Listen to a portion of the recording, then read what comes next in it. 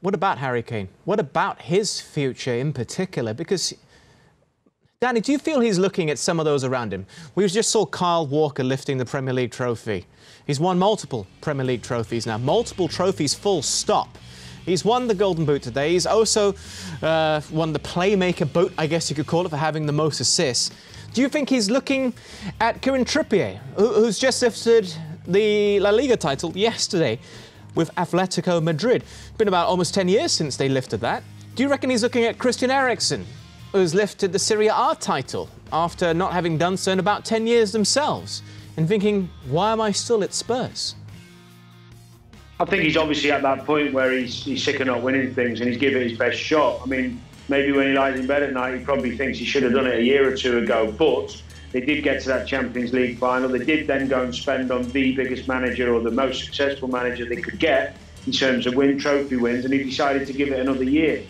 The fact is, he knows he's a super talent. He knows he's one of the best strikers in the world, and he knows by staying, he's doing himself an injustice. He knows that the loyalty has to be forgotten and he has to go and win some trophies, because it's hard when you're playing to think about the end.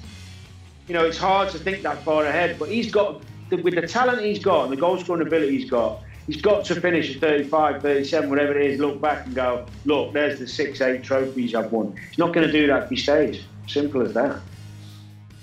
I think there's another point as well, Adam, that this is an incredibly hard-working professional, dedicated trainer. And when you're putting that kind of effort in and getting rewards, you would argue, with the gold tallies and the golden boots, there comes a point that you, like Danny says, you say, hang on a minute, what is this all for? And as romantic as it sounds, I would love him to stay at Tottenham for the rest of his career if he never wins anything. But the reality is, and you posed it very well, Adam, he looks around him at players who have left because they weren't as good as Harry Kane, who have gone on to be successful. And ultimately, you've got to say, yeah, I'd rather have a trophy to actually justify the hard work that I've put in. And given that his team, and I think this is an important factor as well, his teammates, none of them are Tottenham, or very, very few of them have come through the Tottenham system. So it's not like he's grown up with a group of players like Manchester United players who would have stayed at United and were successful. So he's got a lot of transient teammates through these years. And therefore, for him to leave, the only thing that he's really leaving is the fans, not his teammates. You only have to look at somebody in his dressing room now. Look at Gareth Bale, who was there at the same time as Harry Kane was there. He's left Tottenham, he's gone to Real Madrid.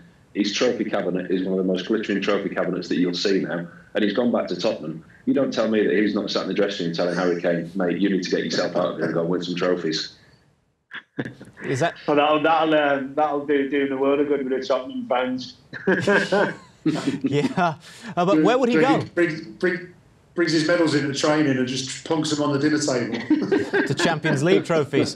Puts his Champions League final highlights just on loop in the training ground. Bicycle kicks and all that. But where would his most likely destination be? Firstly, for you, Danny, because he gave that interview. He said he's not interested in playing on the continent. He wants to stay in England. I think he's, 94 goals now shy of Alan Shearer's record. He's turning 28 in the summer.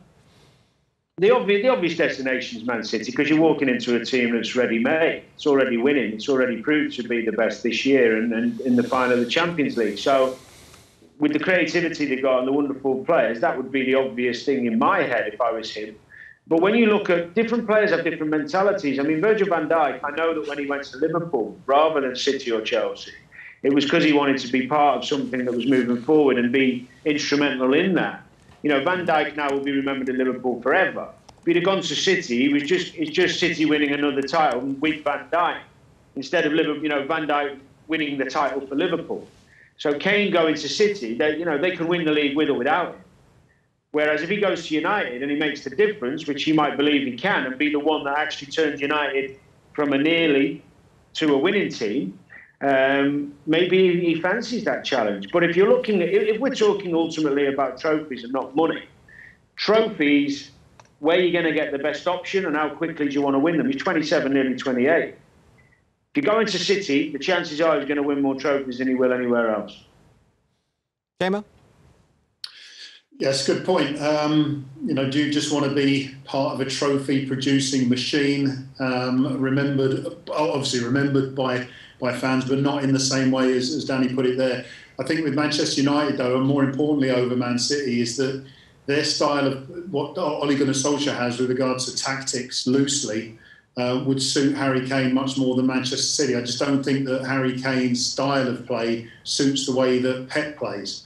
And therefore going to what's that then, JMO? You're talking about style. Harry Kane, I think that because he's got that wonderful link up and he can play higher and get in the box and score. What style does he have that couldn't suit City? Well, I again, subjectively, I think the way that Harry Kane plays, he has to be heavily involved in a lot of the play. Whereas Manchester City is, and again, the formula which has worked this season, opposed to having Sergio Aguero fit, which has worked in the past. Sergio Aguero needed to be involved in a lot of play. I think Harry Kane dominates too much on the ball, hence the reason he's the top assist and top goal scorer. I just don't think Man City's sort of new method suits Harry Kane's current style of play. That's not to say, at 27, 28 years old, I think that there is, and what Pep is good as a manager, there is a propensity for Harry Kane to change the way that he plays. His finishing is up there with the best in the world. Now, if you get him in a position just to finish, arguably, then Harry Kane would suit Manchester City. So it's not a simple equation. But I just think that the way that Harry Kane plays now is more like Cavani in Manchester United than any Man City player. Therefore, while you're talking about that next elevation, I think Harry Kane suits that very much better than he would a Man City thing. And just say, for him to say, I want to play with Kevin De Bruyne, I reckon if you did a straw poll in the Premier League, there'll probably be about 5 players who don't want to play with Kevin De Bruyne at Manchester City. So it's a bit of a throwaway comment, that one. Yeah. Adam, the thing for me is we're all sat here discussing Harry Kane's future, and I think there's so many factors that still come into play here. He's got 3 years left on his contract, and we're talking about Daniel Levy.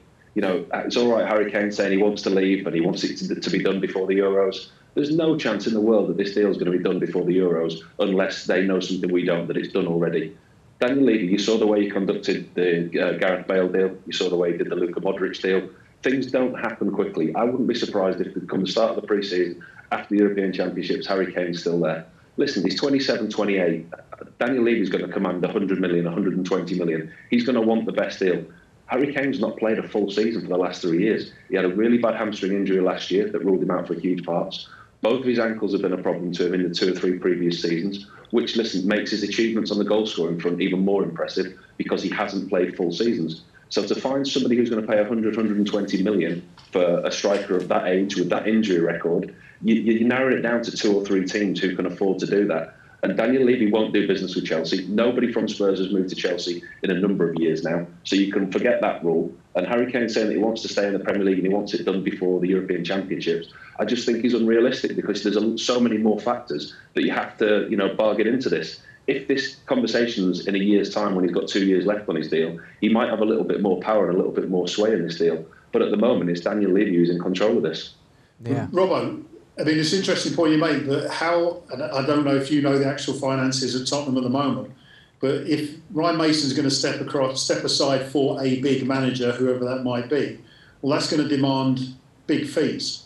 And it's whether or not Tottenham actually balancing the books say, can we afford a big manager and to keep Harry Kane, or do we have to, sacrifice Harry Kane to be able to get the manager and, i.e., sort of another top striker to play in the Europa Conference?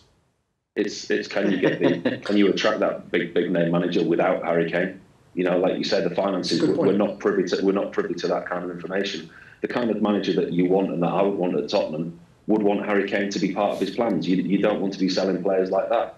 It's going to be a huge rebuilding job for whoever comes in. I said at the beginning of the show, and I genuinely believe it, Spurs are now 5 years away from winning the trophy. Because if Kane goes, Bale goes, we don't know about Dele Alli, we don't know about Harry Winks, they need a couple of new centre-halves. It's a complete rebuild, yet again, for Tottenham. And attracting a top manager with those type of players leaving, and as I say, we're not privy to the information about their finances. We know that they've taken out loans in the current COVID situation. The current financial climate is not good for anybody. So does that then reduce the price of Harry Kane? Would Daniel Levy accept a lower bid for Harry Kane? Which is back to my original point that this deal, there's so much more to go on with this deal. It's not one to be done overnight. Yeah. Sorry, Adam, I'm just going to jump back to what Robbo said at the beginning of the show with regards to the timing of Harry Kane's supposed transfer request, whatever. correct me if I'm wrong, but was that not at the time that Tottenham fell short of qualifying for the Champions League? Yeah, just before they fell short. Well, they could still have an outside chance of it with 2 games left. They had two huge games left to try and qualify for Europe, and his so-called friend was the manager. So I question his time. I don't for 1 minute question why he wants to do it. We can all see his reasons for wanting to do it. And there's no Spurs fan in the world would begrudge Harry Kane leaving in pursuit of team trophies, because, you know, you can see it's not going to happen there. But I just question the timing that he did it. And, you know, the 2 games to play. And if he's got the team at heart and, you know, everybody together, if you like, and his best friend's the manager, and every question that his friend the manager is going to face in every press conference is going to be about Harry Kane's future. And I don't think that the manager covered himself in glory in the press conferences. I mean, a couple of days after the whole world knew that Harry Kane had put in a transfer request, he denied all knowledge of it in a press conference. So I think Harry Kane made the situation very difficult for his own friend and the manager.